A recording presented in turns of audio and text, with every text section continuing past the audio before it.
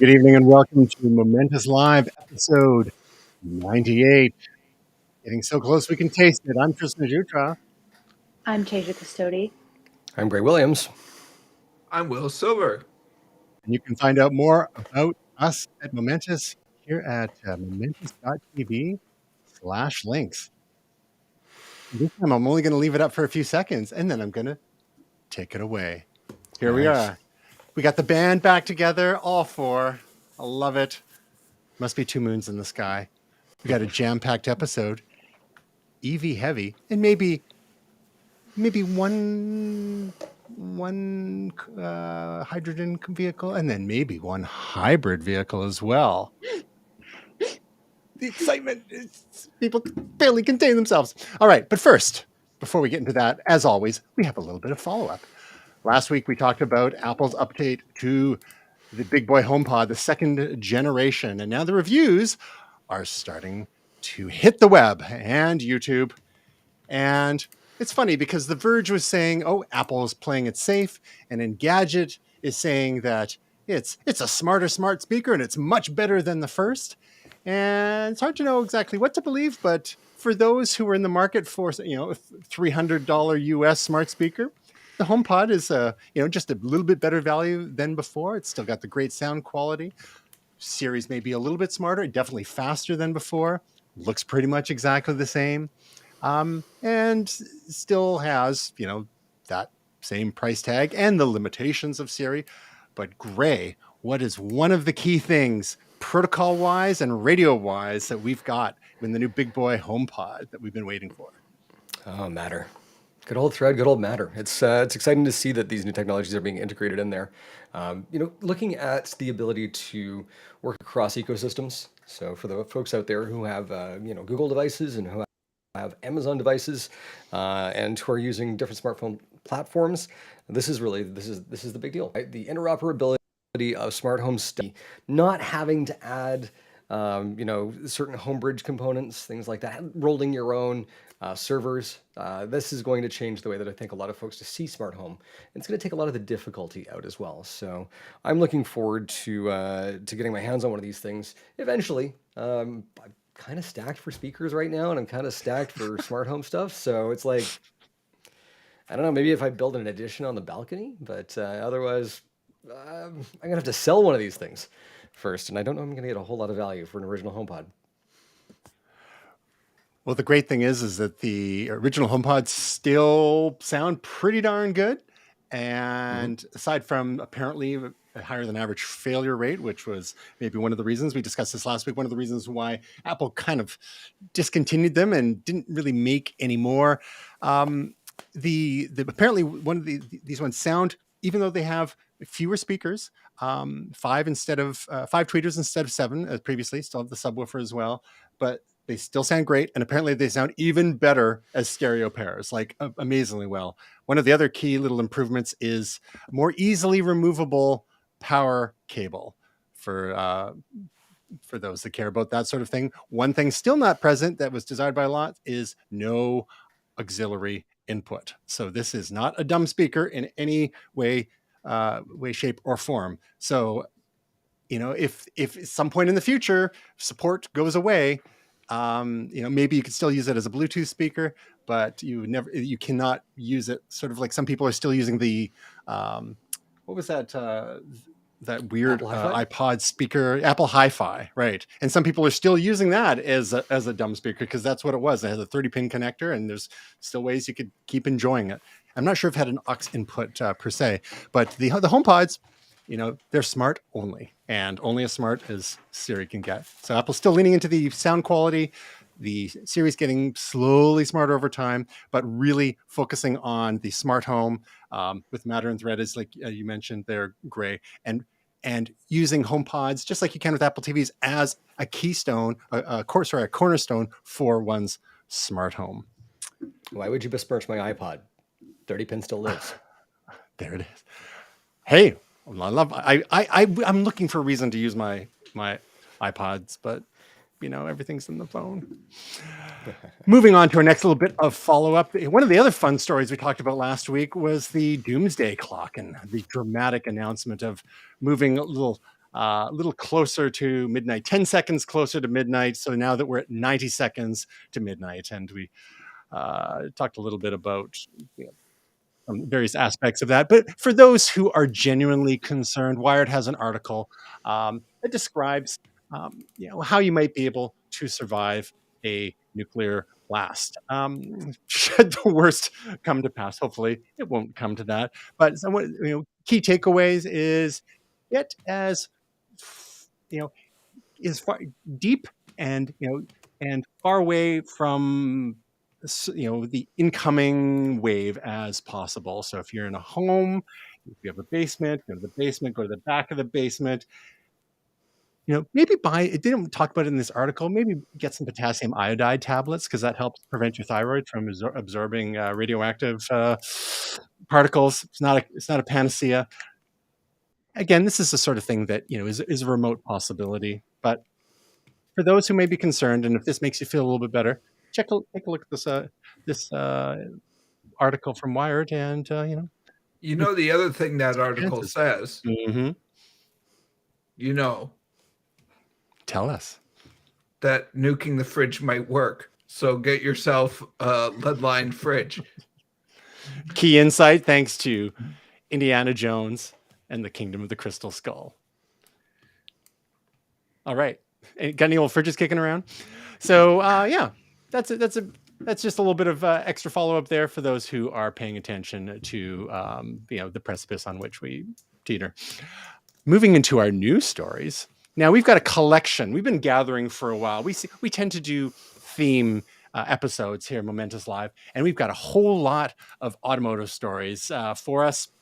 And we're going to dig into a couple of them. We're going to gallop through a bunch because there's a whole bunch of different sorts of vehicles, and we're just going to, maybe pick the ones that are most interesting to us. But to start off, just talking about the seismic shift that seems to be happening with customer dealership networks. One little story from The Verge talking about how Ford corporate is demanding its dealers get serious about EVs. And 2/3 of the dealers say that they're in.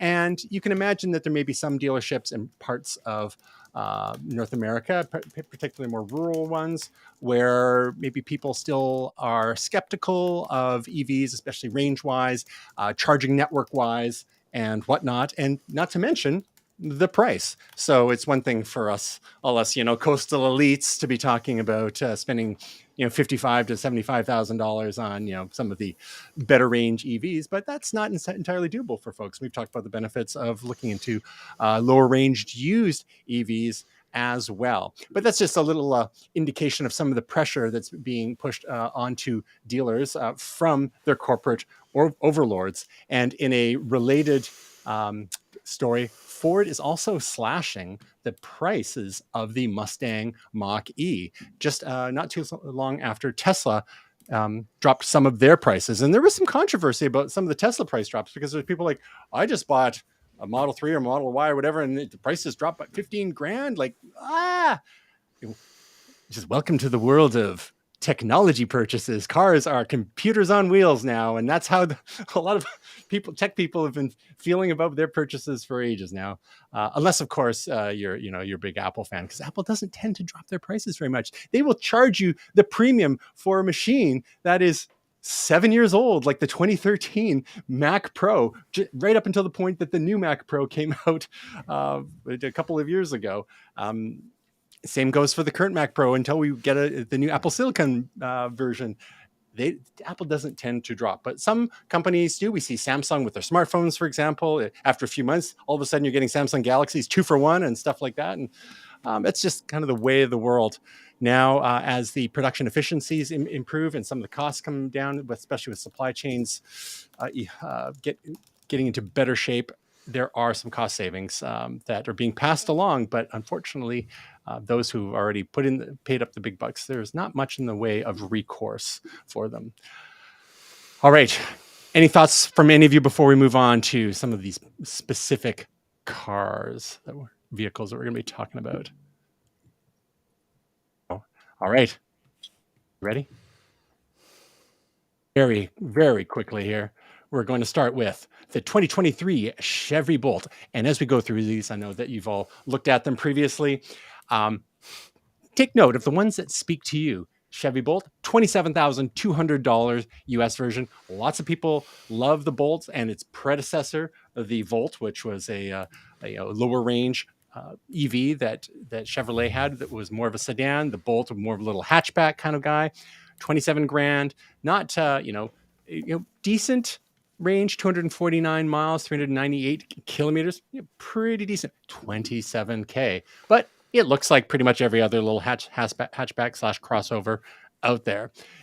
In other news, we have Toyota with a new Corolla, but it's on hydrogen. And they're going to still, the Toyota has the Mirai, which is kind of like almost a compliance car in California. You see a few of them around once in a while. They're going for about 20 grand Canadian in the used market. I think we've got maybe our fourth hydrogen station in the Greater Vancouver area now. It just opened up on the North Shore. I just drove by it earlier today, so that's exciting, as hydrogen is another option for storing electricity as opposed to batteries. So there's the hydrogen option that still hasn't gone away. The Hyundai Kona, the latest mid-price EV to get a glow up. Kona's been around for a little while with a few different versions, including the plug-in hybrid, and now it's the full EV version. Looks kind of cool. I mean, we're seeing these light bar headlights really making, becoming more mainstream now. They're going with the LED looks like we've seen with the Ioniq 5. We've got the Kia EV6, which we talked about last year. The GT trim has come out now, and it's got a lot more oomph. 0 to 60 in 3.4 seconds. 576 horsepower. I still don't like the rear end of that one. Hyundai's Ioniq 6, the next one in their line, we had the Ioniq 5 that I just mentioned, the Ioniq 6, which almost has some Porsche vibes to it from its looks, a little less boxy than the Ioniq 5, known as a streamliner sedan, 361 mile range on that one. Sort of a mid-tier option. And then we just recently had an announcement from Polestar, which was sort of a spin-off from Volvo. The Polestar 2, which again, I don't know about you, but I'm getting Mustang Mach-E vibes from it. But it's got estimated 300 mile range and all sorts of great features. Lots of buzz about the Polestar 2. The 2023 Prius hybrid. So again, we're talking about mostly EVs, the occasional hydrogen, and the occasional hybrid here, 194 horsepower. But look what they did to the Prius. It is not embarrassing looking anymore. It is almost attractive. And of course, people on YouTube and all over the web are talking about, like, wow, a Prius that I might actually consider buying. I mean, we're really getting into the era of future cars, right? Like the kind of vehicles we may have seen in Minority Report and whatnot. But the Prius, it had a couple. The first generation ones were very strange. The second and second 2.5 generation, again, fine. But they and the Nissan Leafs always had that kind of weird sort of dorky appearance, and people who care about the aesthetics, they were having to go up all the way to a Tesla level, and that's out of reach price wise for a lot of people. Luckily, we've got a lot more options now, but this is really stepping things up from the Toyota Prius team. And then Genesis, which is the high end mark of Hyundai, showing off their Genesis X convertible concept, which was being shown off last fall in Los Angeles. It's almost got vintage Ford Thunderbird vibes. Again, interesting stuff going on with the front light bars. Not sure how I feel about it, but again, it's nice to see some variety, because with limitations of aerodynamics, cars tend to look so samey. So they're trying to mix things up with some of the lines. Sometimes you can do things with optical illusions, but then things like the LED lighting and whatnot. So those are still yet to come. That's still a concept. And then Stellantis, which is the what do you call it? The abomination of a collaboration between was it Nissan and Fiat and Renault or something like that. Anyway, they're relaunching the Lancia, which was a design from or a car from the 70s, I believe. Radical EV design here, and I mean, I don't even. This looks like a spaceship more than anything. I'm not sure what's going on. These are the kind of concepts that we don't see actually hitting streets for a long time, if ever. Literally. And by the time Ever. they do, yeah, where are What the a waste wheels? of money. But they're Companies really, are spending these are money on this all Yeah. the time. brand Why? Did you just sit in the exercises. well in the middle there, or is that for R2D2? So again, some of these things are design exercises, that were kind of showing what the future may hold for their brand. I do exercises too, but I don't show people. Well, I mean, Well played. it's funny. I mean, we've had this conversation before, like in the as regards like more of the tech world, like with smartphones and the like, and how Apple tends to keep their cards very close to their chest from an R&D perspective, whereas other manufacturers in the tech space will show things off more so ahead of time, or even just release things when they're still kind of half baked. And sometimes things work out. Maybe they take a few generations, whether it's the Samsung Galaxy Note or the Galaxy Fold. Samsung's actually really, really good at this, just kind of getting stuff out the door and then taking 2 or 3 years, letting some of the early adopters in the public beta test things. This is sort of different. I mean, concept cars have been a thing for years and years, and this is just kind of like the extreme version. It looks like one of those hover vehicles. That's not actually a concept car. That's a sculpture. It's designed. They've said it's a three-dimensional manifesto that captures the pure and radical language. So this is a sculpture that is inspired by, or possibly inspiring, the design of these things. Exactly. Yeah. And then what we're watching right now is a trailer for a 3-part documentary. Mm-hmm. It's just like, how deep does the navel gazing go on this? That's why I said design exercise. Right? I mean, so much of this is marketing, just trying to position oneself as a leader, and this is what we've got coming. And with the sculptures like this will inform the design of our future vehicles. Now, back in the real world, we have what are actually some of the best-selling cars and EVs, and some of them are ones that we've talked about, such as the Bolt and the Tesla Model S, which has been, I guess the first very like mainstream Tesla model, after the original Roadster, still popular. The Mach-E has gone from 0 to 28,000 US sales. But look at these numbers here, 28,000. And even the Tesla Model S, 23,000. Those are relatively low numbers compared to like production runs of traditional cars still. So there's still a ways to go. But then we get serious. Tesla Model 3, 156,000 unit sales in the US. And then here we go, the Tesla Model Y, 191,000. And this is what Musk has been like, promising for years and years, like hundreds of thousands of vehicles being delivered a year.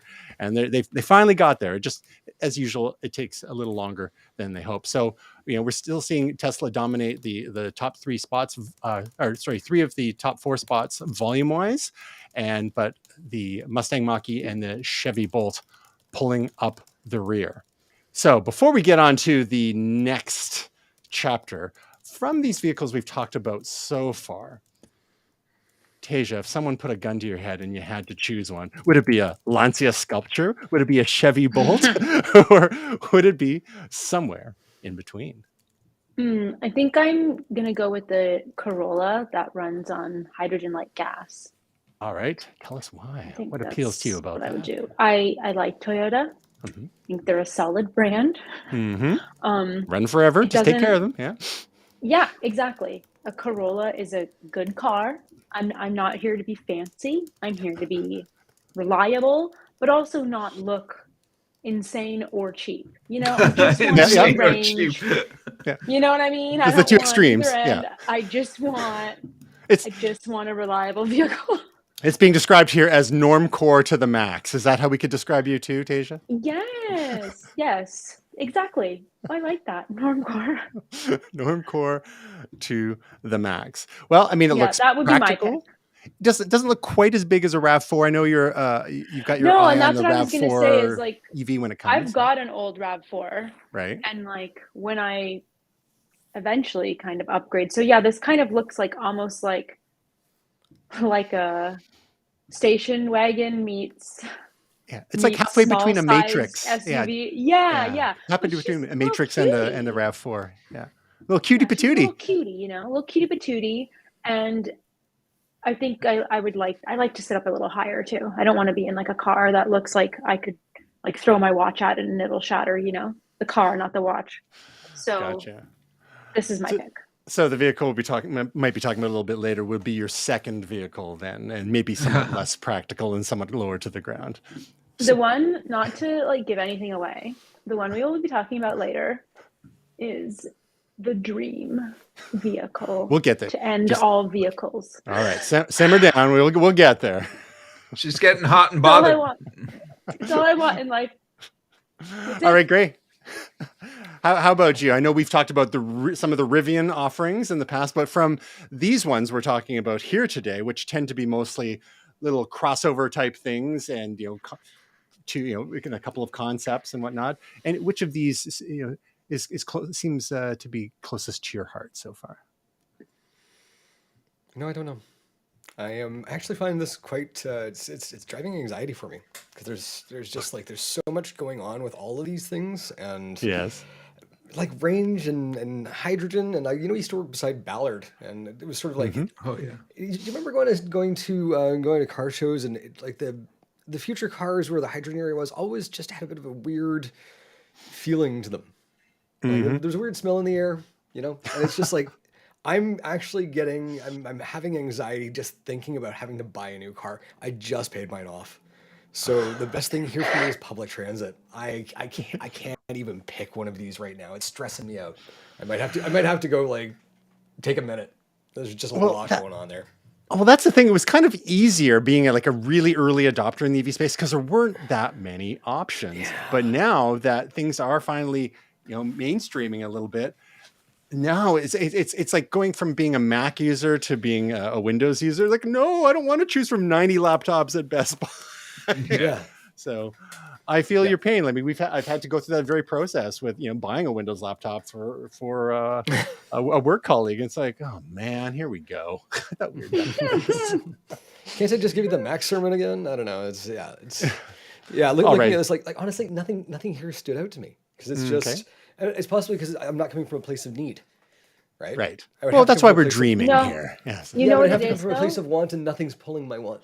Gotcha. Yeah, because you want to know why, Gray? Because Right. this is why Tesla's leading the market. Because they made EVs cool. Mhm. There was like a cool factor. So yes, they were. This You feels like could car argue shopping. if they were first, but Yeah. yeah, like it was just like it was this new age cool thing. And if you weren't in the Tesla world, it's like, do you even lift, bro?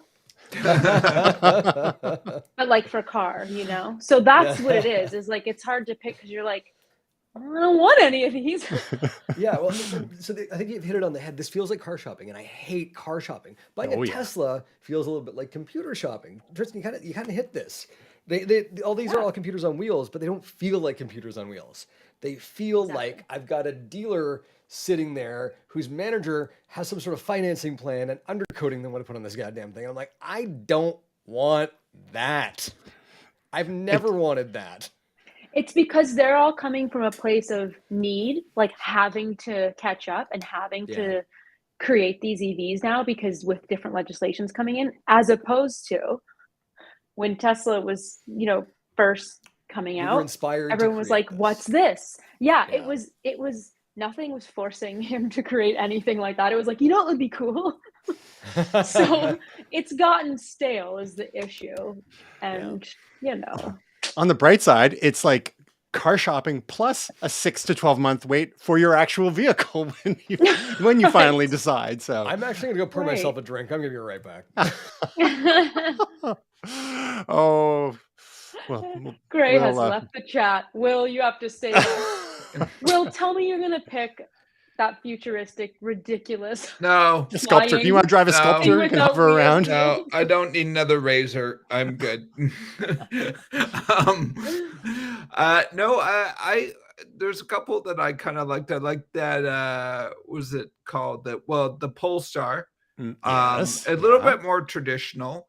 Mhm. You know, some of the stats seem pretty good. You know, 455 horsepower, which Not too shabby. You and- don't want to feel like you're driving a robot vacuum, right? Something with a Yeah. little bit of grunt is nice, even if they've got to fake the sounds. although, yeah, I wanted to go as it goes down the street, but no. On a side note, I have noticed. As you guys know, I walk a lot, and I have noticed that Tesla. I don't notice Teslas as much as I do other cars. Like I sort of notice when other cars are around, but I really don't notice when Teslas are around. They don't make that much noise, and I find it is kind of creepy. But that's a whole side note. But the other one that I like is that Genesis convertible. Yeah, that's sort of a different Yeah. look, isn't it? Let me find That that. But again, Genesis that's one looks like it has like those lights on the front make Yeah. it look like its mouth is like open, like ah! Like it looks Yeah. like it's like. and it does It's feel cool. like a concept. Like that one's Oh, it is indeed. Yeah. a more of a functional concept than Mhm. that piece Yeah. of abstract sculpture that With no that wheels. It Yeah. does feel like the emperor's new clothes, though, when they show off stuff like that. Like, am I the only one who thinks this is ridiculous? Well, I mean, that's the thing about concept cars, and this one is probably a lot more closer to reality than some others we've seen in the past. Is that even if they don't come to market exactly as is, case in point, some will they ever come to market like Cybertruck? They showed it off. It had no side view mirrors. There's some regulations they need to follow that require things like that, for example. Yeah, but it already has a ton of like wait list for that. My neighbor put down the deposit for the Cybertruck. Yeah. But guess again, because it was cool. I mean, I think it's really ugly, but conceptually cool. Well, and we were talking about Tesla, how early on they caught a lot of attention because they were so far ahead and then really pushing things. But now, I mean, Will, you mentioned you don't even notice them, maybe because they're quiet. But honestly, here in the Vancouver area, there's so many of them, Yes. and really.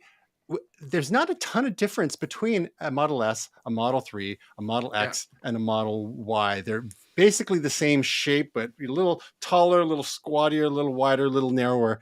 And honestly, like no matter how great they might be, I don't know if I'd want it because it's just so common now. And maybe that's a personality defect on my part. I maybe be curious to get something a little quirkier, and I might be leaning towards something like that Kia that I mentioned with the ugly rear end. We've been really happy with our Kia Soul EV, even though it's older, but a GT one with 576 horsepower might make me want to keep living. So. Do you have a problem with that, Tristan? I know. Well, it's just so. I mean, when it comes to You're not cars, telling right? Like us? you don't want to. I guess if some philosophy is a car is a place to get you from point A to point B. Now, at the same time, we are human beings with flesh and blood, and we have certain we respond to certain things. And like, for example, the roar of an engine, there is a visceral feel to that. And maybe not everyone responds to it, but I know I do to a certain extent, and that's part of the fun of riding a motorcycle too. Like there is that, there's the vibration, there's the noise, you feel the power. Now, driving an EV is a different sensation. It's still cool. It's almost more like sci-fi because you step on it and you go. Oh yeah. But it's so quiet. So it's a whole different vibe. So I might be going, taking the boring pick here. I just wish they would fix the rear end of the Kia EV6 GT. I mean, all of them look kind of the same, but the GT is the most oomphy of the batch. So now that we've got our picks out of the way, and we'll come back to gray maybe in a couple of weeks.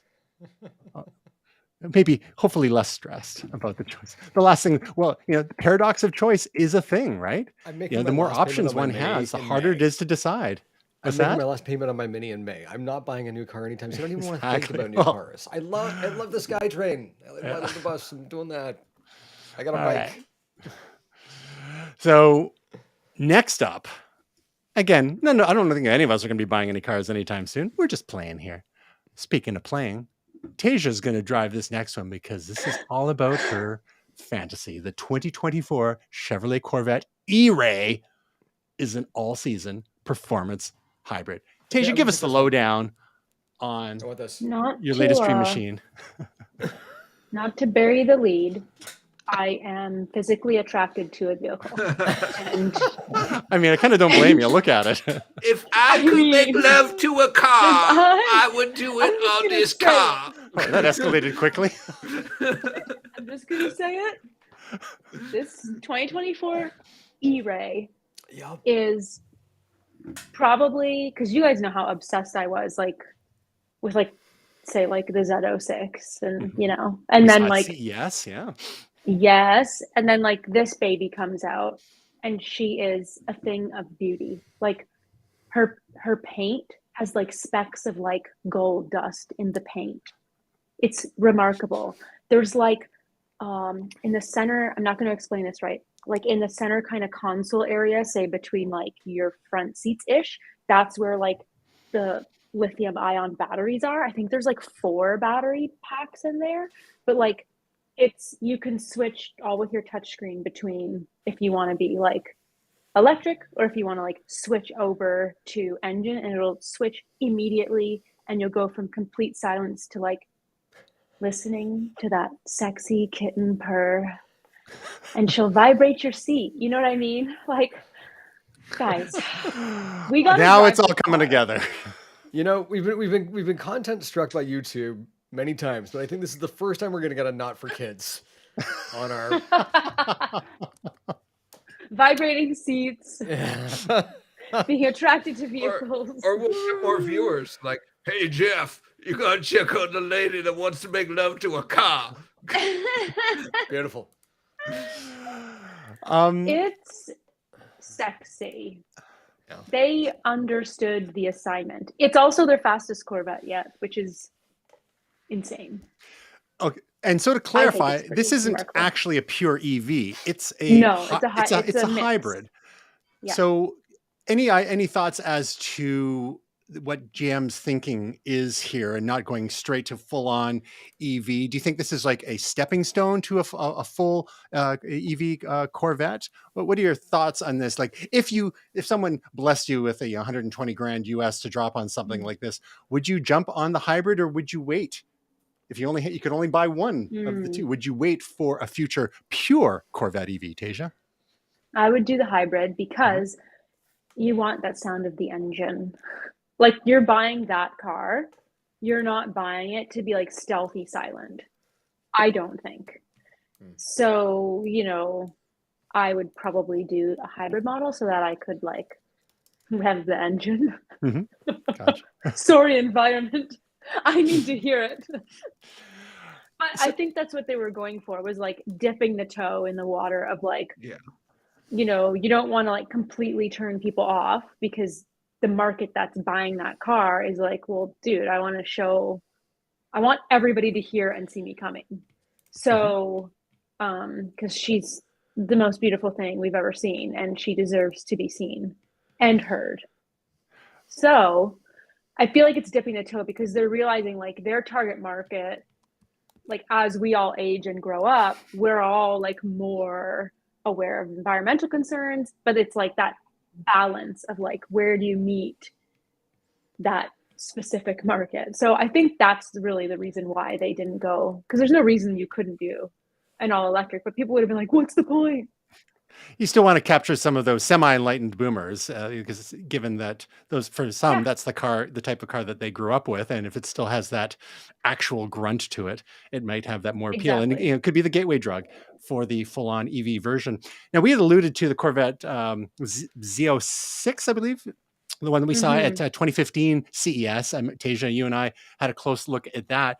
While we were doing that, however, Gray and Will had the opportunity to go and test drive the BMW i8, which was a hybrid. I mean, obviously we're talking 8 years ago, so the tech was in a different place, but again, very striking by its design wise, and pretty early on in the performance Mhm. hybrid case, and in that case, it was the hybrid not so much for the efficiency, but for the extra oomph.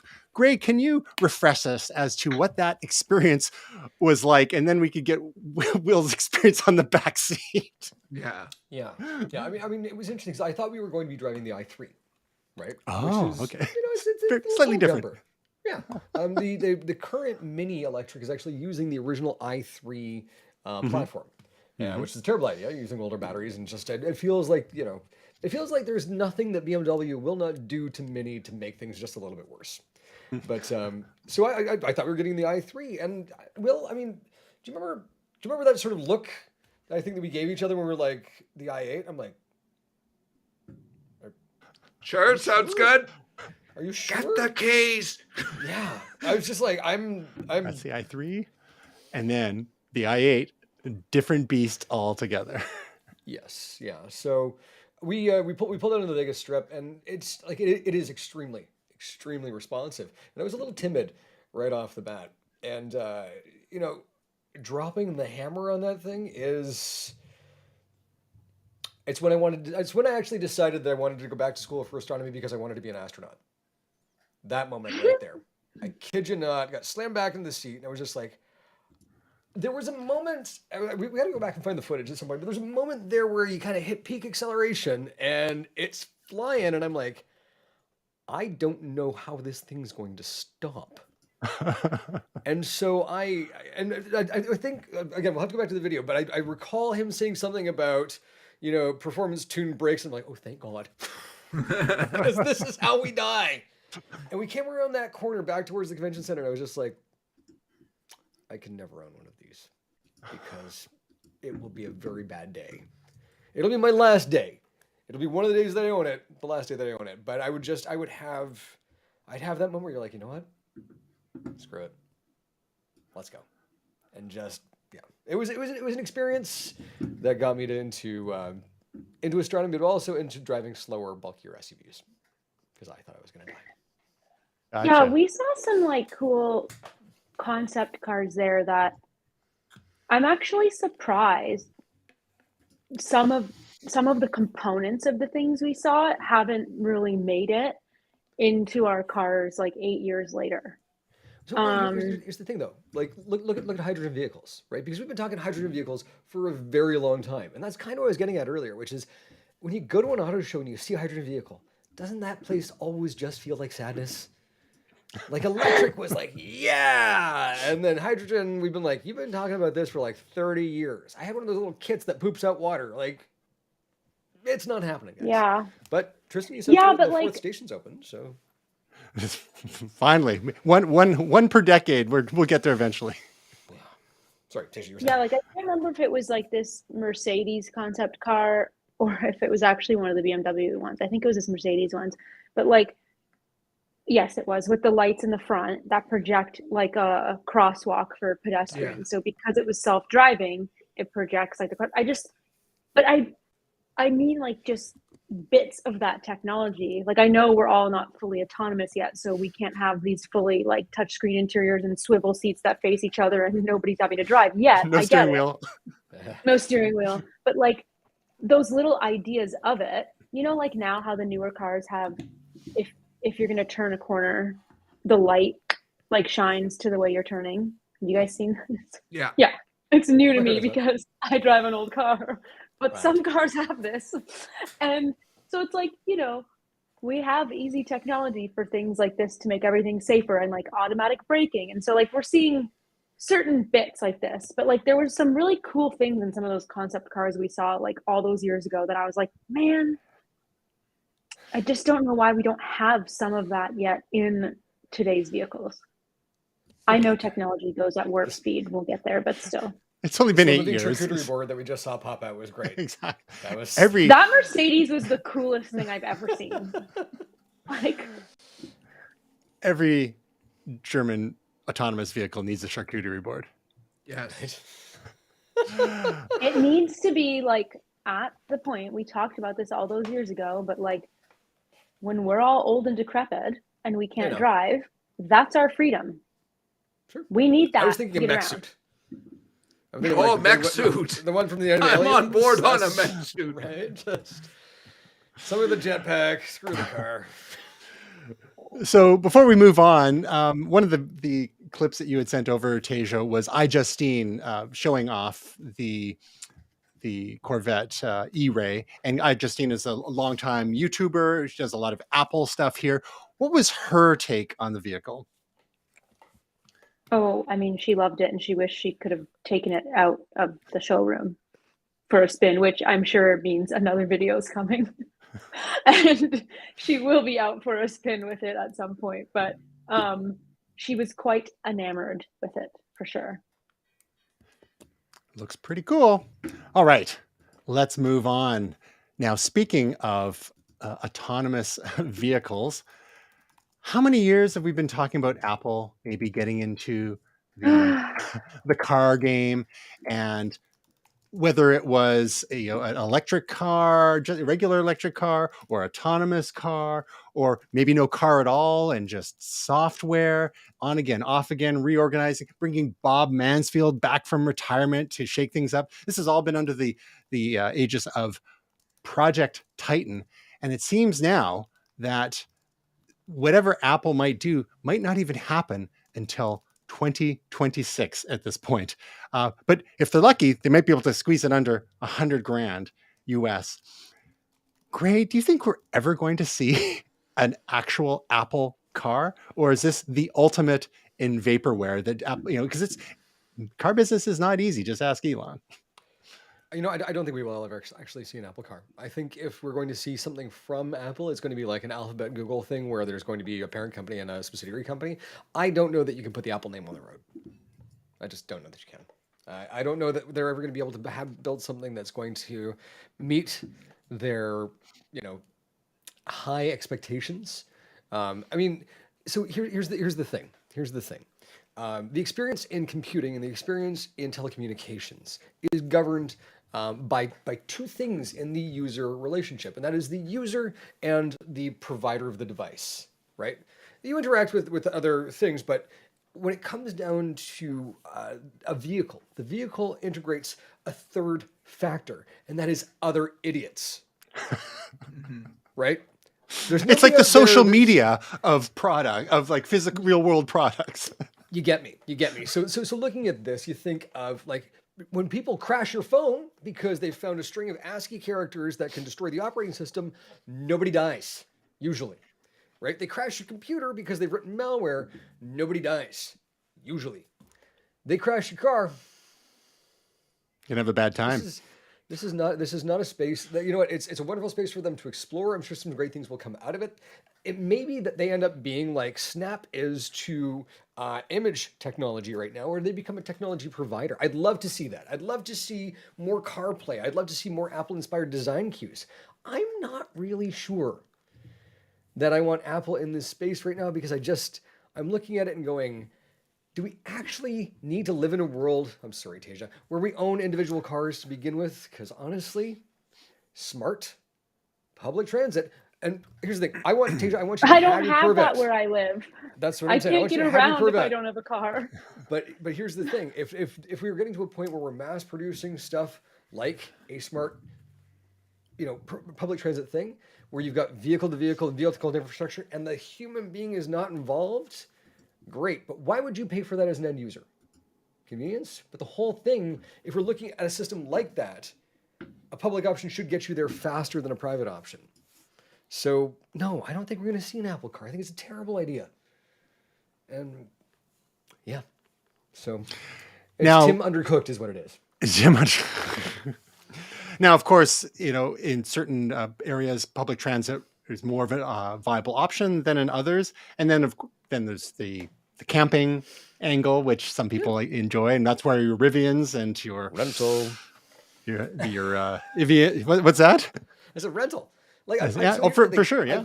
I've looked at the cost of owning my Mini and the cost of gas, the cost of electricity, and the cost of parking.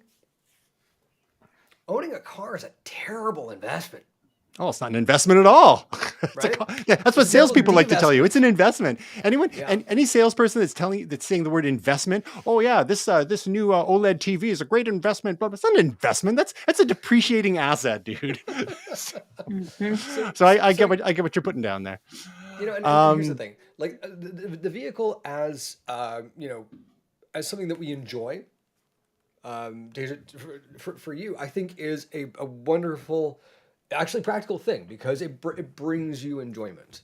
We're talking about public transit not being available in a lot of areas. We're talking about like regionalized public transit, right, and statewide or province-wide public transit. But if we start to think bigger, right, if we start to think worldwide public transit, why we're this close to autonomous drone-style vehicles? Why would Apple make a car that rolls on the ground? Not to mention the potential brand risk. Like one that I was just thinking, like, have you noticed how over the last few years Apple has been putting their logo front and center less often? With, for example, case in point being the new 24-inch, newish 24-inch iMacs that came out a couple of years ago, the AirPods Max. Neither of those have real obvious Apple logos. On the iPad, or sorry, on the iMac, it's on the back, not on the front anymore, not on the chin. The AirPods Max, Apple logos are nowhere to be seen. So I wonder if they're sensing that if you could create an iconic enough design that people just know it's an Apple product without having to put the literally iconic Apple logo on it, that might be better. Because think about the press the bad press, the first time and and any time an Apple autonomous vehicle gets in a fiery wreck and you see that glowing Apple logo flickering to its death and then melting. like just like the optics pie. there. Say again? Like grandma's apple pie, just crisping up in the no. Exactly. You're absolutely right. You're absolutely right.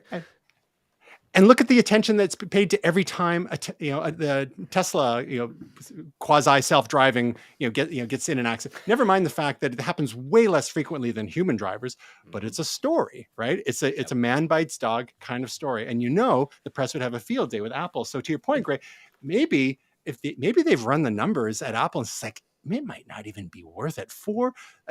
Despite the fact that they've sunk tens of billions of dollars into this already. They could have built their own metaverse for that money, right?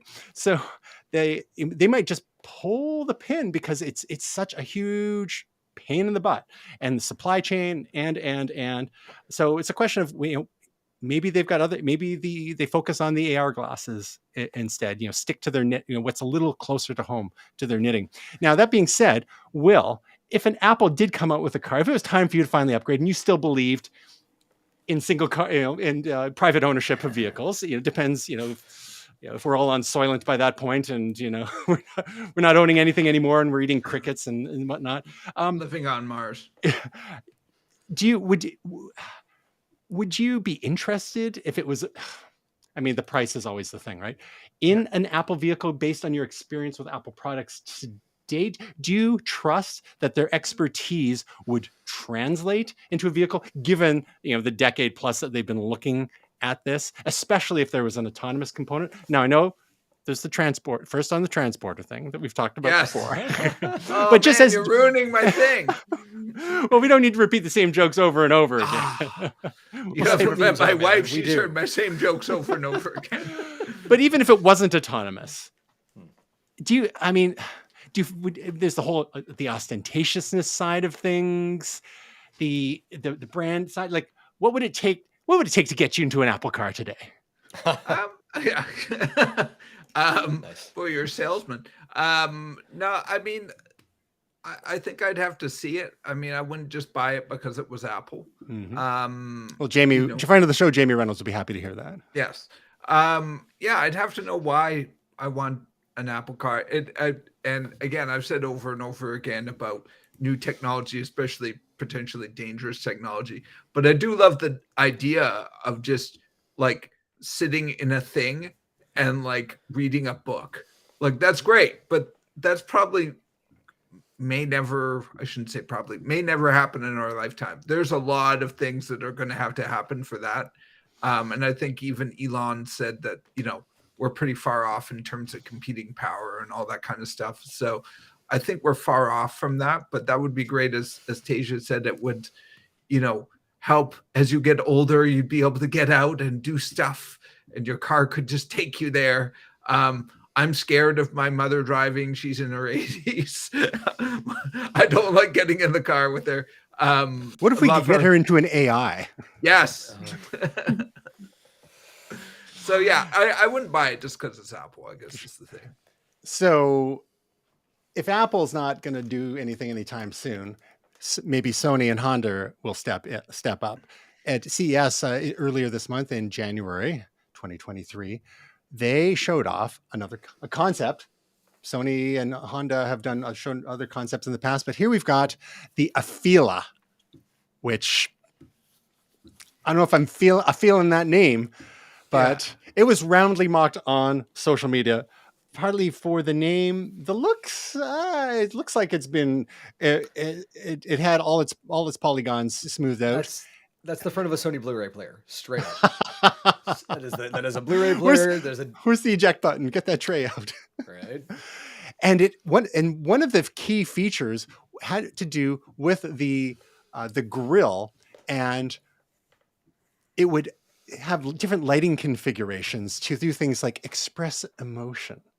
Oh man. Now, I'm not sure what they're actually thinking here, but Tasia, are you at all intrigued by what Sony and or what Honda are having to do? Because they both have been pretty quiet in this space. I mean, Sony has never really made cars before. They've done lots of robot type stuff, and Honda's been like uncharacteristically late to the EV space in general.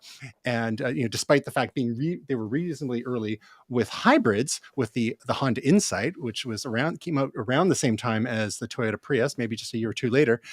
So they're playing catch up here, and then they're partnering with Sony, and it's going to be a super multimedia experience. The inside is quite wild. Do you think it's going to be too little, too late from these, this tech and automotive heavyweights from Japan? Yes. All right. You stole mine. I mean, who's running around being like, I gotta get that Sony Honda car? Like, right. Nobody's like, couldn't wait for that collab. The extended warranty mobile. Exactly the thing is like, what is it these people need to do everything? Like, do well at the things you do well at. You need a vehicle to get you from A to B, says the girl who wants to make love to a Corvette. On the way from A to B. Like, on the way to A to B. That's multitasking. Just saying. But like realistically, like exactly you don't like, what are you talking about? Like, I just need to get the groceries. That's it. Okay. Well, let's move on from that. And just one last thing. There is apparently word is the stick shift might actually survive the electric revolution. Somehow we've seen paddle shifters in gas cars, and some of those are moving to EVs now. But some people want to have that stick shift experience, and we're talking about like the Dodge Charger. It was one of the last gas vehicles with a stick shift, but the Porsche Taycan looks like it's got a gearbox that has a couple gears. Traditionally, EVs have a single gear, right? So you're not really in control as much. And that's one thing some people like, is to be in control. Is this something, I know, Will, you had mentioned that you were a fan of driving manual transmission cars. Is this something that would you pay extra if and when you do move to an EV to have a stick shift option, to have that tactile feel to the driving experience? I would say that so right now I do drive, my main car is a stick. I took some doing to get the stick. It was about 16 years ago or something like that. I had to wait for it. My wife drives an automatic, and that's fine, but it does feel like driving a go-kart. I don't feel as much in control, but I've been driving a stick for 25 years. Hate to date myself, but I've just gotten used to it, and I do like it. Now, having said that, I know the obvious thing, and as you say, Tristan, is traffic, right? Now, most times, if I'm driving like through town, it doesn't bother me. Maybe I've built up, I don't lift, bro, but maybe it's just I've worked up those calf muscles, those torque, one those arm, the leg one leg. muscles. Yeah, but if I'm really in stop and go for an hour, like if I'm on the clutch constantly, yeah, my leg does get tired, and it's happened a few times. But I mean, I think literally it's maybe a dozen times over 15 or 16 years that I've had my legs hurt because of the clutch. So I mean, I enjoy it. I do feel like I have more control. I feel more involved in it. It feels like a more pleasurable experience. But I'm not opposed to driving an automatic. I do drive an automatic. I just feel like, whoa, man, I don't have control of this thing. It's just kind of going. Like I'm just strapped in for the ride. Like I don't know where this thing could go there. I don't know. So I just feel more in control when I have a stick. But Fair enough. Gray, anything to add to the automatic versus stick experience? Are you a stick man or? Great question. So I actually like the Mini has like a Tiptronic thing where you can do the manual shifting without a clutch. I mean, like the bike's manual, right? And that's fine. I'm gonna say yeah. Let's bring it along. Just bring that sucker right along. To the illusion of control. The illusion of control of an electric vehicle. It's a metaphor for life. Yes, I have the illusion of control in the rest of my life as well. So why not carry it over to an electric vehicle? Well, you got it. All right. Well, someone who actually has been given control, James Gunn, as announced a couple months ago now. James Gunn, the director of the 2 Guardians of the Galaxy movies so far, and the Peacemaker TV series, among other things, has been given the reins for the DC universe. He is what Kevin Feige is to the Marvel Cinematic Universe. James Gunn will be to the DC universe now. And he had a little video that got posted talking about chapter 1 of the DC universe over the next 10 years. And they're calling it Gods and Monsters. Now, he made sure to say that they're still all in on the next few DC movies that are coming out, and sang the praises of such movies as Flash, Aquaman 2. What's that? What's the Beetle one? There's Blue Beetle. Blue Beetle as well. They're doing a Blue Beetle. How can you have Blue Beetle without Booster Gold? I mean, I see that they're doing a Booster Gold. Was it a show? But man, you got to have the two of them together. That's like peanut butter and jelly, man. Well, maybe that's the plan. So the in this recap video, they talked about TV, animated, and theatrical releases. Creature Commandos, an animated HBO Max show. Waller, a live-action HBO Max show. Superman Legacy, a theatrical film, not starring Henry Cavill. Lanterns, a live-action HBO Max show. Please. Boo? Not starring Henry Cavill? Oh, I see. Yeah, well, yeah. I get what you're saying. The Authority, theatrical film. Paradise Lost, a live-action HBO Max show. The Brave and the Bold, theatrical film. Booster Gold, there you go, Will. A live-action HBO Max show. Supergirl, Woman of Tomorrow, theatrical film, which is supposed to be extremely hardcore. Elon Musk would approve. And Swamp Thing, theatrical film. Can I just say, I'm just going to jump in because I've already said it. Booster Gold is the best character that nobody knows anything about. Of all those characters, he is really an amazing character. We I love Wolverine, but he's had a movie. He's not in the Marvel universe. I'm looking forward to that coming over hopefully soon. But Booster Gold is one of my favorite characters. That and The Question are the two characters that I have a very soft spot for, who are not very well known and will take a lot for them to get their own feature. But I love it if they're doing a show of Booster Gold, because he is absolutely awesome.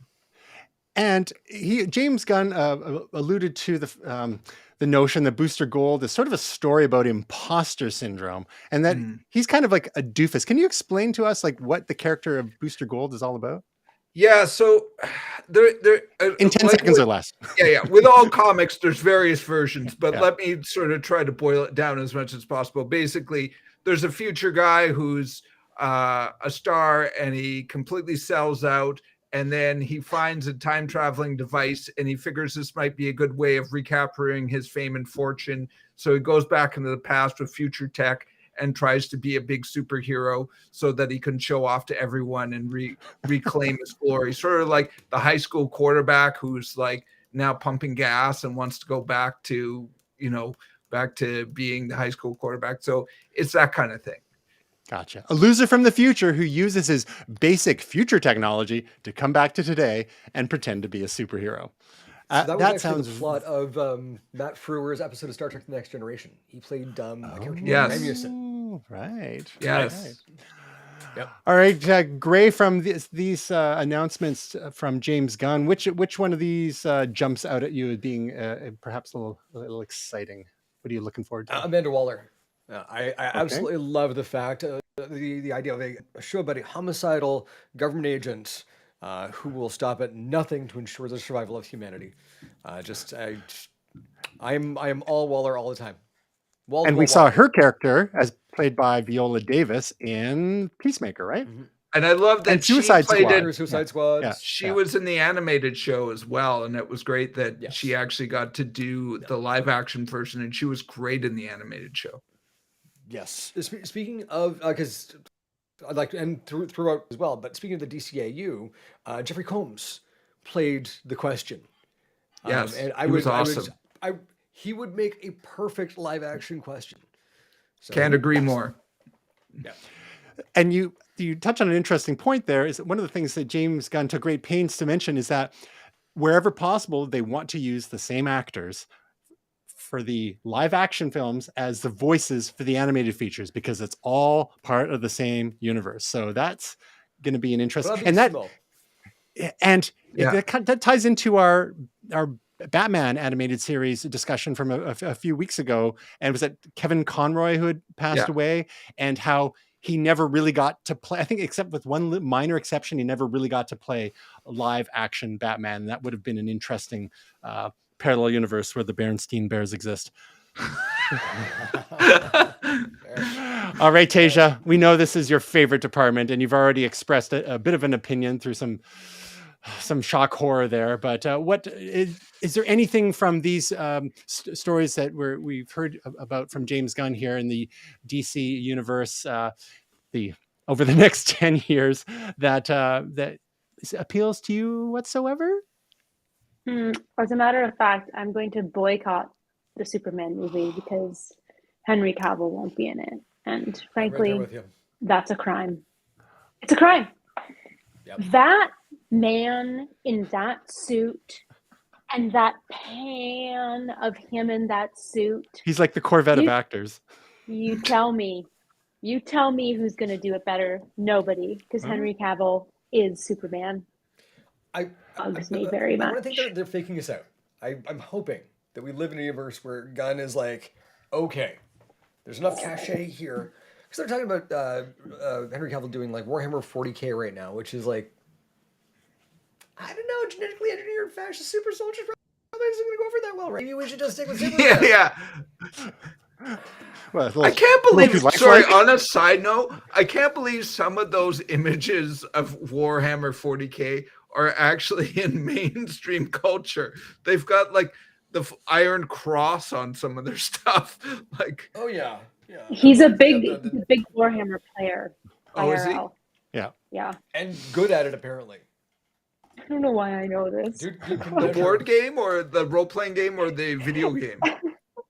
Yes. I don't know. Yes, Yeah. both. No, he's a tabletop player, and I think he was seen playing Space Marine. So on PC. He This builds is some the PCs. power of Henry Cavill.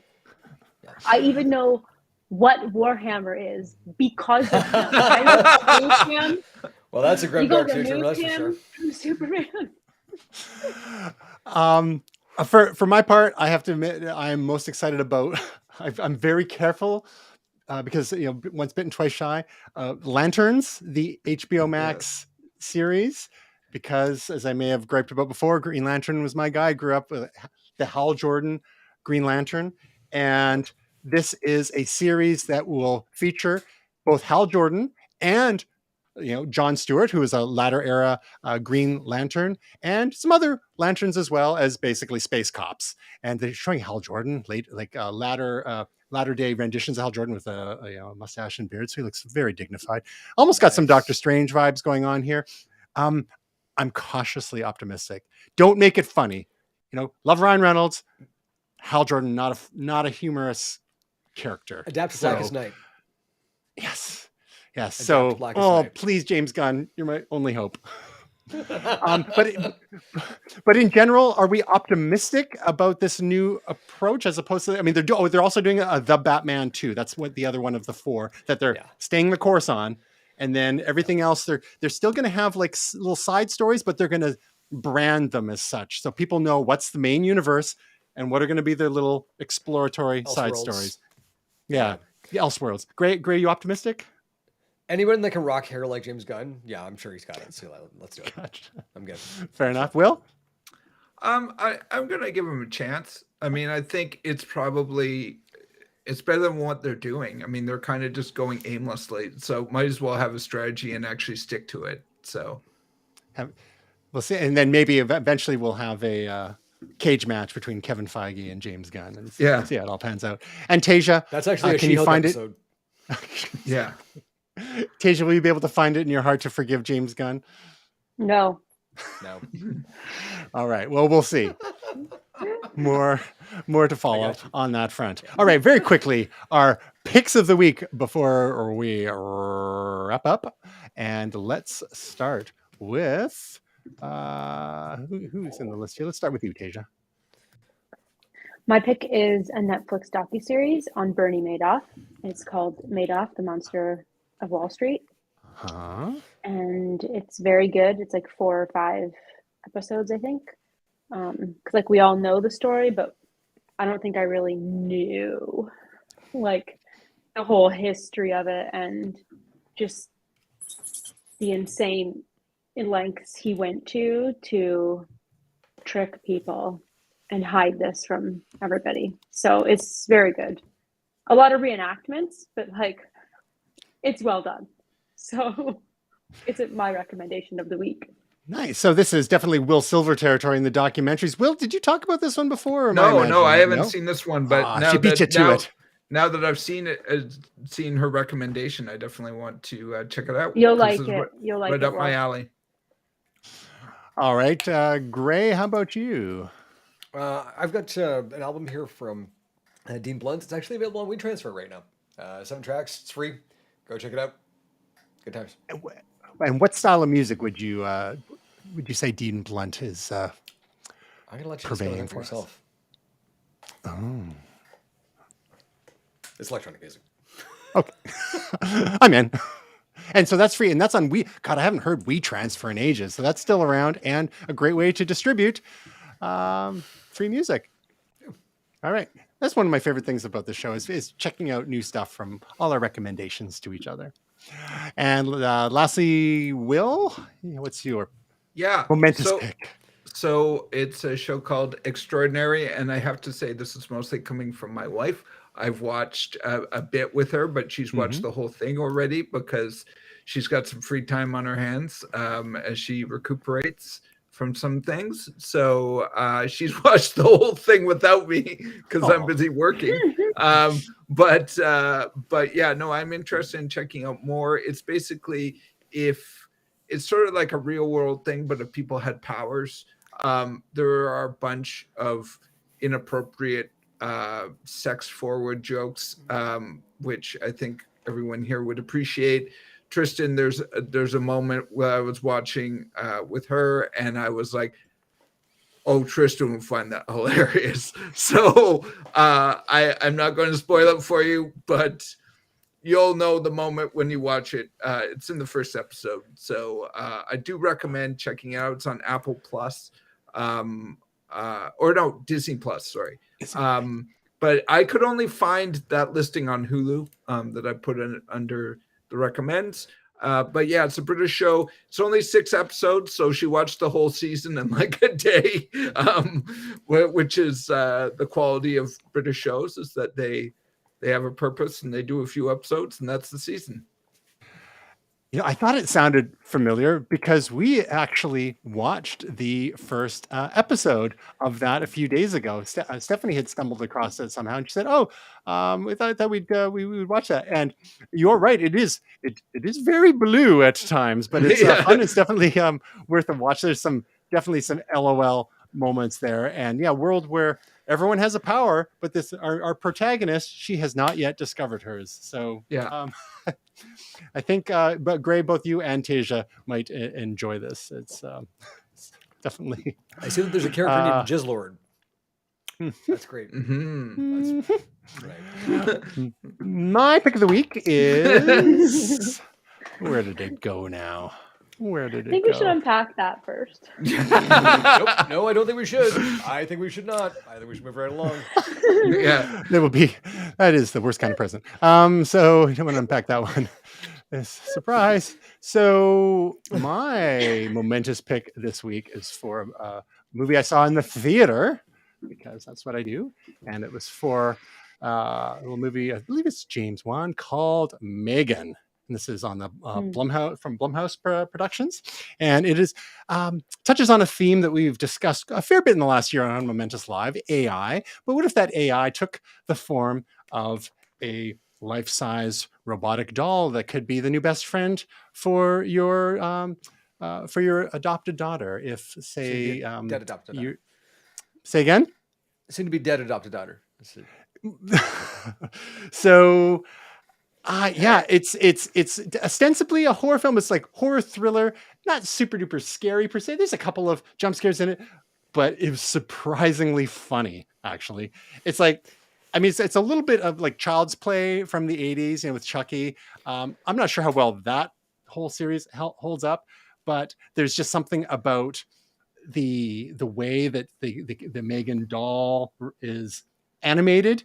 It's Uncanny Valley, but on purpose, and the animation it's so seamless because it looks like she's got a silicone face, but it's because it's artificial. It all kind of works, and she's got attitude, and like literally LOL'd a few times during that movie, and it's already on streaming. I saw it in the theater a couple of days after it was on streaming, but whatever floats your boat in terms of how to watch it, it's a strong recommend from me on there.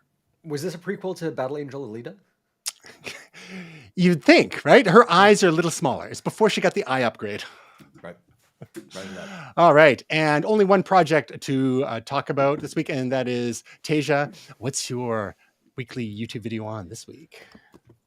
Oh, it was a Gmail one, as usual. And it was on just how to use Gmail offline. So if you're a noob and you don't know how to do that, this video's for you. So can you just explain that just a little bit? Because some of us may be used to traditional email client software, whether it was on our computers or on our portable devices, whereby we could still read, access and read email that we've downloaded to our device, but we wouldn't be able to reply necessarily. But Gmail being accessed by the web, how does that work? Being able to use it offline again, just for reading and sorting and whatnot until you're online again. Where is it actually storing your data? So it is storing it to your device, mm-hmm. And you can decide how many days worth you want to store. I think it's like up to 90 days, and you can technically send emails, but it's just going to go into an outbox folder, and then the next time you get online, it'll automatically send it for you. Like we And you can recommend. decide if you can decide if you want to download attachments with that when you're downloading like your Gmail inbox. But it's just a handy little thing to do. And by the way, your Gmail app does it automatically for you unless you toggle it off. So it's handy for when you're traveling. All right. Well, we'll have to, and where, check that out. Where can people find your videos, Tasia? YouTube.com/Tasia Custodi. Excellent. Nice. And I missed it, but we actually had a little comment from friend of the show, Ged Smythe, when we were talking about all those vehicles there. He said, great looking machine. That GT has some great specs. So that's a little +1 in, I think, in my category, because he's referring to the Kia EV6 GT. And again, this is the renaissance of Kia in the last few years, really doubling down on the EVs and getting, after they stole a designer or two from Audi, that's really helped up their game too. So Ged's on Team Kia now, even though he was a Mini guy and a Ford guy before that, right? All right, and now he's a Danby guy. Check out danby.com for all your finest large and small home appliances. We'll have Ged back on eventually. All right, folks, we did it. Another one in the books. You can find out more about Momentous at momentous.tv/links. Tasia, Gray, well, it's great to have the band back together again. We hope you and everyone else out there in internet land, we hope your week is truly momentous. Oh, come on, I hit the wrong button. What? I should retire.